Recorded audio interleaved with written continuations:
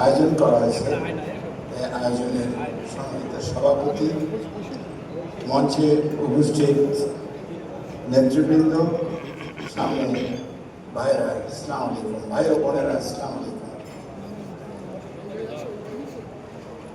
আমি অত্যন্ত খুশি হয়েছি এবং গর্ববোধ করছি যে আজকে 100% মির্জাগঞ্জ ফাংশনে আমাকে দাওয়াত করা হয়েছে।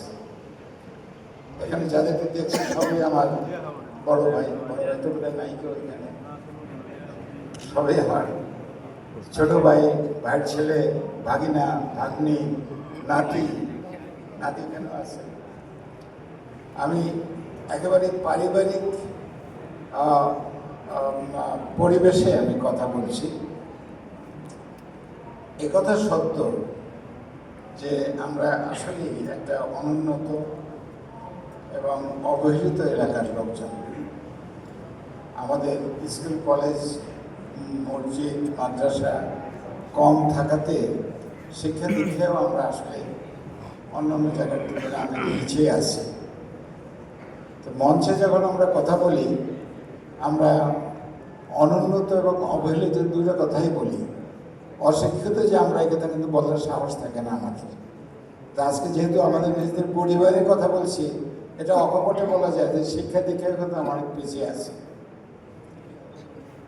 কিন্তু এবছর এই যে নির্বাচনটা গেল, এই নির্বাচনে আপনারা যা দেখিয়েছেন, যা করেছেন, এটা কিন্তু ইতিহাস সৃষ্টি করেছে। আমাদের চাইতে অনেক উন্নত এলাকা, অনেক শিক্ষিত এলাকাও কিন্তু আপনাদের মধ্যে একটা ইতিহাস তৈরি করতে পারেনি।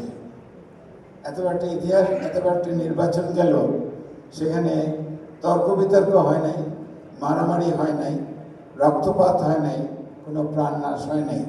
বাংলাদেশের নির্বাচনী ইতিহাসে বোধহয় এটাই সর্বপ্রথম।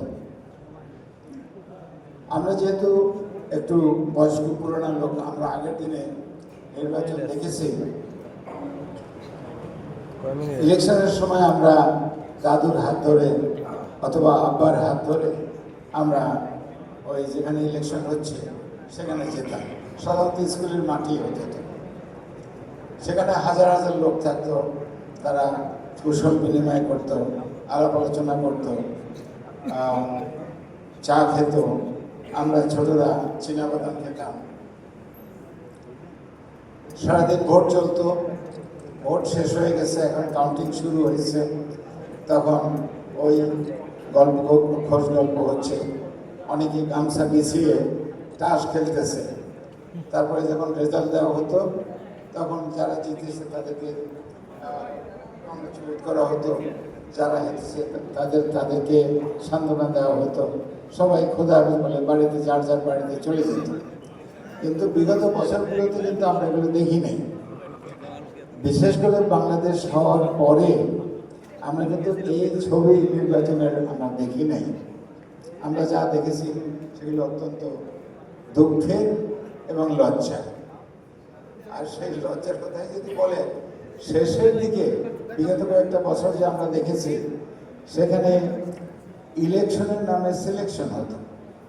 সেখানে কিন্তু ইলেকশন হতো না, বলে দেওয়া হতো যে অমুক অমুক অমুকে নির্বাচিত হয়েছে, সবাই খুশি নির্বাচিত হয়েছে। কিন্তু সেই যাদেরকে নির্বাচিত করা হয়েছে তাদের যদি একটা স্ট্যান্ডার্ড থাকতো, একটা লেখাপড়া বলেন, সামাজিক স্ট্যান্ডিং বলেন, ফ্যামিলি ব্যাকগ্রাউন্ড বলেন, এডুকেশনাল ব্যাকগ্রাউন্ড বলেন, তাহলে একটা কথা ছিল, আমরা গর্ব করতাম যে ঠিক আছে, লোকটা ভালো, মহিলা ভালো, সে হয়তো আমাদের জন্য কিছু করবে, আমাদের উন্নয়নের জন্য কিছু করবে। কিন্তু তা তো ছিল না।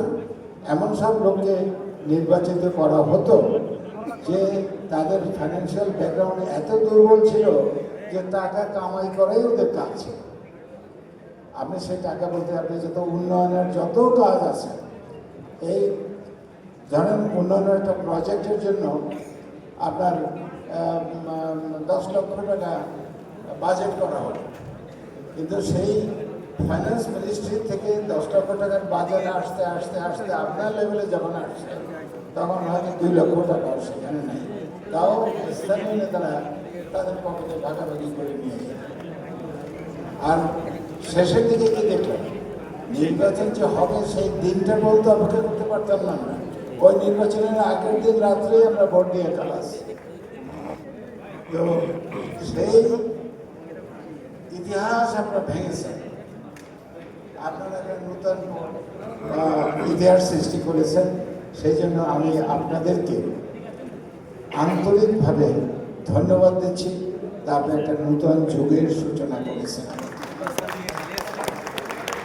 আর আমাদের সেসব ভাই বোন যারা আজকে এখানে নাই, আপনাদের মাধ্যমে আমি তাদেরকে ধন্যবাদ দিচ্ছি যে তারা মাথার কান পায়ে ফেলে প্রাণ ঢেলে কাজ করেছে এবং আল্লাহ তাআলা আপনাদের রেজাল্ট দিয়েছে। এখন উন্নয়নের কথা হচ্ছিল, উন্নয়নে কিন্তু শেষ নাই।